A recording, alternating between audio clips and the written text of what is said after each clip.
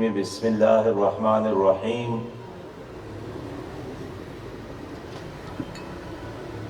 یا ایہا الذین آمنوا اتقوا اللہ حق تقاتہ ولا تموتن الا وانتم مسلمون صدق اللہ العظیم۔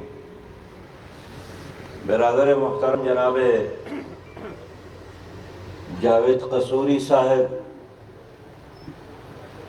امیر جماعت اسلامی پنجاب وسطی جناب مظہر رنداوا صاحب، جناب حاجی فیض الحق قریشی صاحب، اور اس خوبصورت محفل میں شریک میرے بہت ہی پرعزم پرجوش پیارے بھائیوں، دوستوں اور ساتھیوں، السلام علیکم ورحمۃ اللہ وبرکاتہ۔ میں امیر جماعت اسلامی گوجرانوالہ جناب مظہر رنداوا صاحب کا شکریہ ادا کرتا ہوں کہ انہوں نے ہمارے 3 دن کے دورے کا آغاز ہی پہلوانوں سے کیا ہے، اور ہمارے اس دورے کا یہ پہلا پروگرام ہے، اور صبح صبح جب اچھی کوئی چیز نظر آ جائے تو سارا دن اچھا رہتا ہے۔ تو انشاءاللہ تعالی پہلی نظر پہلوانوں پر پڑی ہے تو ہمارا یہ سارا دورہ انشاءاللہ ٹھیک ٹھاک رہے گا۔ میں ان تمام شائننگ سٹارز کو اپنے ملک کے چمکتے دمکتے ستاروں کو مبارکباد پیش کرتا ہوں، جنہوں نے اپنی صلاحیتوں کے بل بوتے پر ملک کا، گوجرانوالہ کا اور اپنی قوم اور قبیلے اور خاندان کا نام روشن کیا ہے۔ لیکن آج میں چاہتا ہوں کہ آپ لوگوں سے کچھ دل کی باتیں کروں، اور یہ بھی چاہتا ہوں کہ آج کے اس اجتماع میں ہم یکسو ہو کر اٹھے اور ایک پروگرام کے ساتھ اٹھے۔ پہلی بات یہی ہے کہ بلند اور بالا آسمان اللہ نے اٹھایا ہے، آپ کے لیے زمین اللہ ہی نے فرش بنایا ہے، اللہ ہی ہے جنہوں نے آپ کے لیے شہد کو میٹھا بنایا، جنہوں نے آپ کے لیے نمک کو کڑوا بنایا، جنہوں نے آپ کے لیے پانی کو نرم بنایا، جنہوں نے آپ کے لیے لوہے کو سخت بنایا، جنہوں نے آپ کے لیے بھینس اور گائے اور بکری کے جسم کے اندر سے ایک بہت لذیذ شیرین دودھ نکالا، اور کائنات کا یہ ذرہ ذرہ، اور ریت کا کوئی ذرہ ہو یا پانی کا کوئی قطرہ ہو یا ہوا کا کوئی جھونکا ہو، ہر چیز آپ کی خدمت میں ہے کہ نہیں ہے؟ ہر چیز آپ کی خدمت میں ہے۔ اور پھر اللہ رب کریم نے قرآن میں فرمایا ہے کہ میں نے آپ کو بہت خوبصورت بنایا، لَقَدْ خَلَقْنَا الْإِنسَانَ فِي أَحْسَنِ تَقْوِيمٍ، اور پھر اللہ نے فرمایا ہے کہ میں نے آپ کو عزت سے بھی نوازا، وَلَقَدْ كَرَّمْنَا بَنِي آدَمَ، تو آپ عزت والے ہیں، آپ حسن والے ہیں، آپ اس کائنات میں اختیار والے ہیں۔ تو ان تمام حیثیتوں کے ناطے پھر آپ کی یہ ذمہ داری بنتی ہے کہ آپ اپنی زندگی میں اللہ کے علاوہ اور کسی کی اطاعت اور بندگی نہ کریں، آپ شرک نہ کریں، کسی کو اللہ کے ساتھ شریک نہ بنا لیں، اس لیے کہ سب سے بڑا ظلم شرک ہے، اور شرک جو اللہ تعالیٰ سے کسی کو شریک بناتا ہے یہ اللہ کی توہین ہے۔ دیکھیے، آپ میں سے جنہوں نے شادیاں کی ہے تو آپ بھی شرک برداشت نہیں کرتے، آپ یہی چاہتے ہیں نا کہ آپ کی بیوی آپ کے علاوہ اور کسی کے ساتھ محبت نہ کرے، آپ کی اجازت کے بغیر کسی کو اپنے گھر نہ بلا لے، کسی سے ہاتھ نہ ملا لے آپ کی اجازت کے بغیر، تو آپ نے تو 4-5 تولے مہر میں سونا دیا ہے، اور کیا دیا ہے، لیکن اس نے آپ کو شوہر کی حیثیت سے قبول کیا ہے، اور آپ نے اس کو ایک بیوی کی حیثیت سے قبول کیا ہے، اور وہ زندگی بھر آپ کے ساتھ محبت کرتی ہے، اور آپ شرک برداشت نہیں کرتے، تو اگر آپ کو ایک شوہر ہونے کے ناطے شرک ناپسند ہے، تو خالق اور مالک اور رب بھی چاہتا ہے کہ میرے ساتھ کسی کو شریک نہ بنا لے، نہ میری صفات میں اور نہ میری ذات میں۔ اللہ وحدہ لا شریک ہے۔ تو میں دوسری بات عرض کرنا چاہتا ہوں، آپ ضرور یہ کہتے ہیں کہ الحمدللہ ہم مشرک نہیں ہیں، ہم اللہ کو ایک مانتے ہیں۔ تو اللہ کو ایک ماننے کا مطلب یہی ہے کہ اللہ نے جو نظام دیا ہے اسلام کی صورت میں، اس کے ساتھ بھی کسی کو شریک نہ کر لے، نہ اس کے ساتھ سوشلزم کو شریک کر لے، نہ اس کے ساتھ کمیونزم کو شریک کر لے، نہ اس کے ساتھ کوئی اور نظام کو شریک کر لے۔ اصل توحید یہی ہے کہ آپ جس طرح اللہ کو ایک مانتے ہیں، اسی طرح اس کا دیا ہوا نظام اسلام کو بھی ایک مانے۔ اور اسلام کیا ہے؟ زندگی گزارنے کا ایک بہترین اور خوبصورت لائحہ عمل ہے۔ اسلام نے ہمیں بھائی بھائی بنایا ہے، اسلام نے آپ کو کپڑے پہنائے ہیں، اسلام حکم دیتا ہے آپ کو کہ اپنے والدین کا احترام کرے، اسلام حکم دیتا ہے آپ کے بچوں کو کہ اپنے والدین کی عزت کرے۔ اسلام کے ناطے یہ رشتے قائم ہیں، اور اسلام کے ناطے اللہ تعالیٰ نے آپ کو پاکستان دیا تھا۔ پاکستان اسلام کی برکت سے ہمیں ملا ہے۔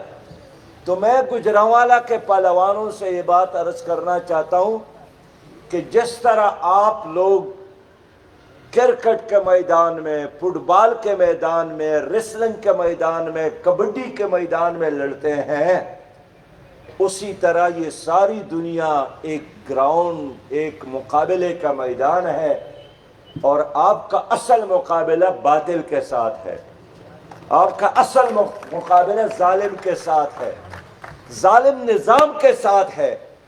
وہ آدمی بہت بزدل ہے جو ظلم کو ظلم تو سمجھتا ہے لیکن اس کو قبول بھی کرتا ہے۔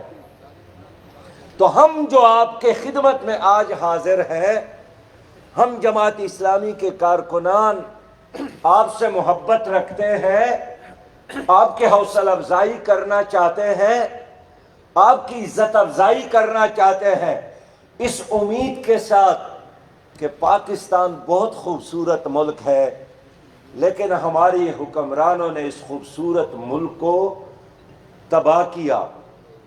ہماری حکمرانوں نے اس خوبصورت ملک کو 2 حصوں میں تقسیم کیا۔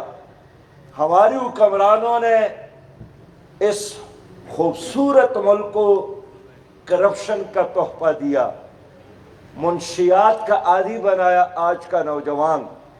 ان حکمرانوں کی وجہ سے، اس موجودہ نظام کی وجہ سے آج ہمارے ملک میں ظلم کا نظام ہے، عدالتوں میں انصاف نہیں ملتا ہے۔ آج ہمارے ملک میں غریب کے بیٹے کو تعلیمی اداروں میں تعلیم نہیں ملتا۔ آج ہمارے ملک میں عام آدمی، غریب آدمی کو علاج کی سہولیات میسر نہیں ہے۔ آج صلاحیت کی بنیاد پر کوئی آدمی آگے نہیں جا سکتا۔ آج اس ملک میں کرپشن کا راج ہے، رشوت کا راج ہے، سفارش کا راج ہے، اور ان حکمرانوں نے پاکستان کو ذلیل کیا۔ اس سے بڑی ذلت اور کیا ہو سکتی ہے کہ ان حکمرانوں نے آپ کی اور ہماری بہن کو پکڑ کر ڈاکٹر عفیہ کو امریکہ کے حوالے کیا، اور آج بھی وہ 86 سال جیل کاٹ رہی ہے امریکہ میں۔ گزشتہ دنوں میں ان کے گھر گیا تھا، ان کی والدہ سے ملا، ان کی بہن فوزیہ صاحبہ سے ملا، ان کا ایک بہت خوبصورت بیٹا ہے احمد، اس سے ملا، ان کی بچی اب انٹر میں داخل ہو گئی ہے۔ وہ احمد بھی کہتا تھا، ان کی بچی بھی، کہ آخر ہماری ماں نے کیا جرم کیا ہے، اور یہ کیسا پاکستان ہے کہ جن کے ایک بیٹی امریکہ جیل میں پڑی ہے بغیر کسی گناہ کی، اور یہ بغیرت حکمران ان کے رہائی کے لیے آواز نہیں اٹھاتے ہیں۔ مجھے ڈاکٹر عافیہ کی ماں نے ان کی آواز میں ان کا پیغام پہنچایا۔ اس نے اپنی ماں سے کہا کہ میری ماں میرے لیے نہ رونا، ایک دن آنے والا ہے اللہ کی عدالت ہوگی، اور میں حضور صلی اللہ علیہ وسلم کے قدموں میں بیٹھ کر فریاد کروں گی کہ حضور میں آپ کی بیٹی ہوں، لیکن پاکستان کے لوگوں نے مجھے پکڑ کر یہودیوں کے حوالے کیا تھا، اور میرا ہاتھ ہوگا اور ان حکمرانوں کے گریبان ہوں گے۔ میرے دوستو، کیسا بڑا پاکستان، لیکن 2% کا ایک امریکی وکیل کہتا ہے پاکستان کو قرضے نہیں دینا۔ یہ تو وہ ملک ہے جو $2 میں اپنی ماں کو فروخت کرنے کے لیے تیار ہے۔ آج سے 3 دن قبل امریکہ کے ایک سپوکس مین نے وزیر اعظم پر تبصرہ کیا کہ ہمارے ملک کا صدر ان کا ٹیلی فون اٹینڈ کر لے یا ان کو فون کر لے، وہ تو ایک شہر کے میئر بننے کے بھی قابل نہیں ہے۔ یہ تانے کیوں مل رہے ہیں؟ اس لیے کہ پاکستان کی حکمرانوں نے پاکستان کی عزت کو، پاکستان کا پاسپورٹ کو، پاکستان کے نام کو بدنام کیا، اور ان حکمرانوں نے پاکستان میں قانون کی حکمرانی نہیں قائم کرنے دی۔ جن وعدوں کے ساتھ، نعروں کے ساتھ موجودہ حکومت آئی تھی، یہ عمران خان کا نعرہ تھا کہ جب کوئی قتل ہو جائے اور اس کا قاتل گرفتار نہ ہو تو وقت کا حکمران قاتل ہے۔ 14 اگست کو اس کراچی میں ایک ہی گاڑی میں بچے اور ان کے مائیں بیٹھے تھیں، شادی میں شرکت کے لیے جا رہی تھی، کسی نے بم پھینکا، 7 مائیں اور 6 بچے شہید ہو گئے۔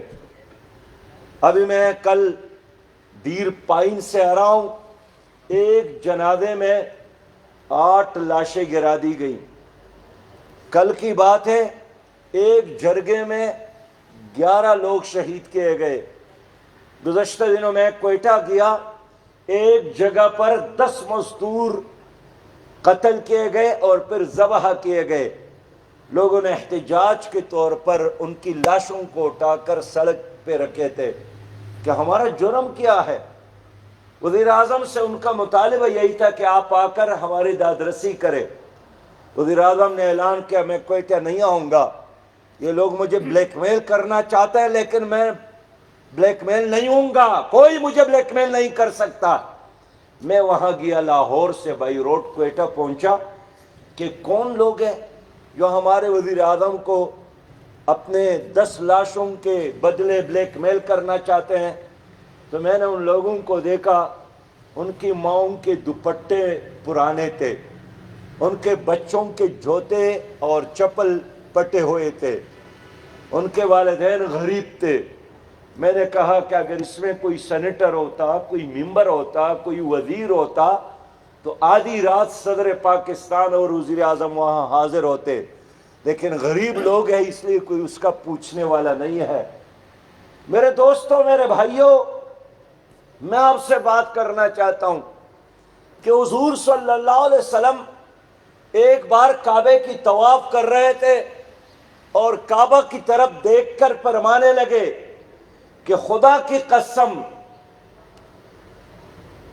تیری عزت بہت زیادہ ہے، اے کعبہ تیری حرمت بہت زیادہ ہے، لیکن ایک مسلمان کی عزت اور حرمت کعبہ تجھ سے بھی زیادہ ہے۔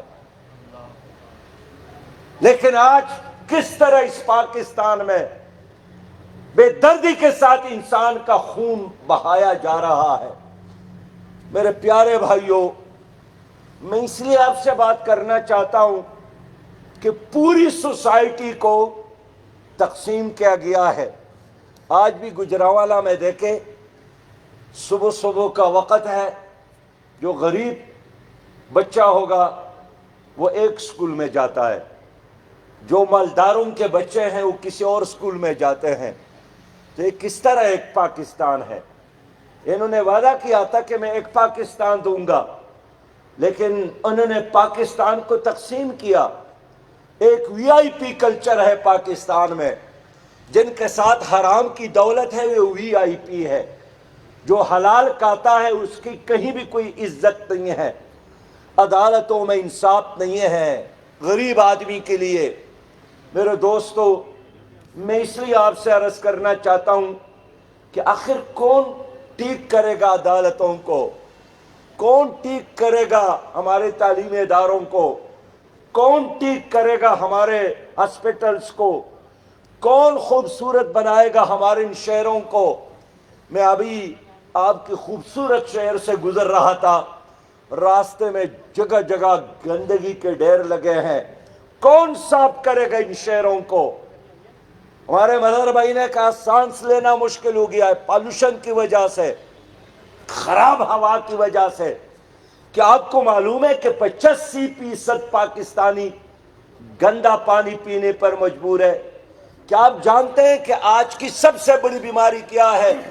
ایک زمانے میں گردوں کی بیماری، ایک زمانے میں یرقان کی بیماری، کینسر کی بیماری بہت زیادہ عام تھی، وہ اسی طرح قائم ہے وہ بیماریاں. لیکن آج کے دن سب سے بڑی بیماری وہ ڈپریشن ہے. اور ڈپریشن غربت کی وجہ سے، مہنگائی کی وجہ سے اور بدامنی کی وجہ سے عام ہوا ہے. اب کون علاج کرے گا ان بیماریوں کا؟ اس ملک میں ہم نے ایک بار نہیں بار بار پیپلز پارٹی کا زمانہ دیکھا. ہم نے اس ملک میں نواز شریف کا ایک بار نہیں 3 بار اس کو دیکھا. اس ملک میں گزشتہ 3 سالوں سے پی ٹی آئی کی حکومت ہے. مجھے کوئی بتا لے کہ ان تینوں پارٹیوں میں فرق کیا ہے؟ ان کے زمانے میں بھی وہی انگریز کا نظام تھا اور اس حکومت میں بھی انگریز کا نظام. وہ بھی سود خور تھے اور سودی نظام کو سپورٹ کرنے والے، اور اس حکومت میں بھی سودی نظام کو سپورٹ اور سودی نظام کو مضبوط کیا جا رہا ہے. کون اٹھے گا اس نظام کو بدلنے کے لیے کہ ایک اسلامی نظام معیشت ہو، اسلامی نظام مساوات ہو، اسلامی نظام انصاف ہو، اسلامی نظام تعلیم ہو؟ میں آپ پہلوانوں کی خدمت میں آیا ہوں، آؤ میرے ساتھ وعدہ کرے کہ میں تیار ہوں اس نظام کو بدلنے کے لیے. میں بدلوں گا پاکستان، میں بناؤں گا پاکستان، میں ترقی دوں گا پاکستان کو، اور میں مریخ تو کیا اس سے بھی آگے لے جاؤں گا پاکستان کو. اس لیے کہ پاکستان ہمارا ہے، یہ مسجد کی طرح ہمارے لیے مقدس ہے، یہ ماں کے گود کی طرح ہمارے لیے مقدس ہے. ہم کہیں اور نہیں جا رہے ہیں، ہم نے اسی ملک میں رہنا ہے اور اسی ملک میں مرنا ہے. یہ ملک ہمارا ہے، یہ ان بدبخت حکمرانوں کا نہیں ہے جو رہتے تو اسلام آباد میں ہیں لیکن ان کے بچے یا لندن اور امریکہ میں ہوتے ہیں، کاروبار باہر کرتے ہیں. میرے بھائیوں، جماعت اسلامی اس لیے چاہتی ہے کہ ہم ایک خوبصورت پاکستان تعمیر کر لے. جو پاکستان قائد اعظم اور اقبال نے دیا تھا، اس پاکستان کو حقیقی معنوں میں ایک اسلامی اور خوشحال پاکستان بنا دے. میں آپ کے سامنے کھڑا ہوں اور اللہ کو حاضر اور ناظر جان کر کہتا ہوں، ایمان کے ساتھ کہہ سکتا ہوں کہ پاکستان کے ساتھ اتنے وسائل موجود ہیں. ہمیں کسی آئی ایم ایف سے قرضہ لینے کی ضرورت نہیں ہے، ہمیں ورلڈ بینک کے غلامی کی ضرورت نہیں ہے، ہمیں ایف اے ٹی ایف کے قوانین کو اپنے گلے میں ڈالنے کی ضرورت نہیں ہے. لیکن اس ملک کو ایک دیانتدار اور اسلامی نظام کی ضرورت ہے. یہاں میرے پیارے بھائیوں، میں اس لیے کہنا چاہتا ہوں کہ نظام بدلے گا. آپ دیکھیں گے پاکستان ساری دنیا کے لیے ایک ماڈل بنے گا، خوشحالی کے لحاظ سے بھی، صفائی کے لحاظ سے بھی، ترقی کے لحاظ سے بھی، امن کے لحاظ سے بھی. لیکن اس ملک کو ایک اچھی قیادت اور ایک ایسی جماعت کو موقع ملنا چاہیے جو جمہوری جماعت ہو۔ یہ لوگ کہتے ہیں ہم جمہوریت پسند ہیں، میں آپ سے پوچھنا چاہتا ہوں کہ کیا پیپلز پارٹی اور مسلم لیگ پی ٹی آئی اس کے اندر جمہوریت ہے، یا یہ بھی کچھ شخصیات کے گرد گھومنے والی جماعت ہے، ایک خاندان کی جماعت ہے؟ جمہوری جماعت بھی اس ملک میں جماعت اسلامی ہے، اس ملک میں اسلامی نظریات پر عمل کرنے والی جماعت بھی جماعت اسلامی ہے، اور خدمت کرنے والی جماعت بھی جماعت اسلامی ہے۔ گجرانوالہ میں الحمدللہ ہماری ایک مضبوط تنظیم قائم ہے، مظہر رنداوا صاحب کی قیادت میں، فیض الحق قریشی صاحب کی قیادت میں، اور اب تمام پہلوان بھائیوں سے درخواست کرتا ہوں کہ اللہ رب کریم نے آپ لوگوں کو طاقت سے نوازا ہے اور اچھے مضبوط صحت سے نوازا ہے، یہ سب اللہ کی امانت ہے۔ آؤ میدان میں کھیلنا بھی ہے، اور میں کہنا چاہتا ہوں کہ اگر آپ چاہتے ہیں کہ ہسپتال بند ہو جائے تو گراؤنڈز کو آباد کرے۔ جہاں گراؤنڈز آباد نہیں ہوتے ہیں وہاں ہسپتال میں لوگ جاتے ہیں، لیکن گراؤنڈ کی کوئی سرپرستی نہیں ہے، کھلاڑیوں کی کوئی سرپرستی نہیں ہے، کوئی شاباش نہیں دیتا ہے۔ اس لیے یہ جتنے کھلاڑی ہے جس کھیل کی بھی ہے، یہ ہمارے قومی ہیروز ہیں۔ جماعت اسلامی آئے گی انشاءاللہ، ان ہیروز کو اپنی سینے سے لگائے گی، ان کو احترام دے گی، ان کو عزت دے گی، ان کے والدین کو۔ اور یہ جو مظہر صاحب نے کہا کہ ادھر نوکری بھی کرتا ہے، دفتر میں خدمت بھی کرتا ہے، ادھر گراؤنڈ میں بھی کھیلتا ہے، اور ایک دوہری ذمہ داری اس نے اٹھائی ہے۔ انشاءاللہ تعالی ہم آئیں گے تو جس کو اللہ تعالیٰ نے جو بھی صلاحیت دیا ہے ان سے ان کے صلاحیت کے مطابق کام لیں گے، اور اس کو ایسے نوازیں گے کہ وہ ڈبل نوکری کا محتاج ہی نہیں رہے گا۔ یہ ایک کام کافی ہے جو اللہ نے آپ کے حوالے کی ہے۔ میں ایک بار پھر آپ سب بھائیوں سے درخواست کرتا ہوں کہ آنے والے دنوں میں، آنے والے الیکشنز میں بھی آپ کھل کر جماعت اسلامی کے ساتھ کھڑے ہو۔ جماعت اسلامی جو بھی لیڈر اور جو امیدوار آپ کو دیں گے، آپ آنکھیں بند کر کے اس پر اعتماد کر سکتے ہیں، اس لیے کہ آج کے زمانے میں ہر پارٹی میں کرپٹ لوگ شامل ہیں، اور تمام پارٹیوں کی قیادتیں نیب زدہ ہے۔ اگر کوئی ایک پارٹی اس طرح بیماریوں سے پاک ہے، وہ صرف اور صرف جماعت اسلامی ہے۔ اگر آپ چاہتے ہیں کہ پاکستان کرپشن فری پاکستان بن جائے تو جماعت اسلامی کا ساتھ دینا۔ اگر آپ چاہتے ہیں کہ پاکستان دنیا میں ترقی کرے اور اسلام کے حوالے سے بھی اور دنیا کی ترقی کے حوالے سے ایک ماڈل بن جائے تو جماعت اسلامی کا ساتھ دینا۔ یہ شہر دیندار لوگوں کا شہر ہے، گجرانوالہ اچھے لوگوں کا شہر ہے، یہاں خوبصورت مساجد ہیں، یہاں بڑے بڑے مدارس ہیں، یہاں کے لوگ حج کرنے، یہاں کے لوگ عمرہ کرنے، یہاں کے لوگ ہر دینی کام میں سب سے زیادہ آگے ہیں۔ اس لیے میں اپیل کرتا ہوں کہ جو وقت گزر گیا ہے اللہ تعالی ہم سب کو معاف کرے، لیکن آنے والے اوقات میں بھرپور طریقے سے جماعت اسلامی کا ساتھ دے تاکہ ہم پاکستان کو ایک اسلامی اور خوشحال ترقی یافتہ پاکستان بنا سکے۔ وآخر دعوانا الحمدللہ رب العالمین۔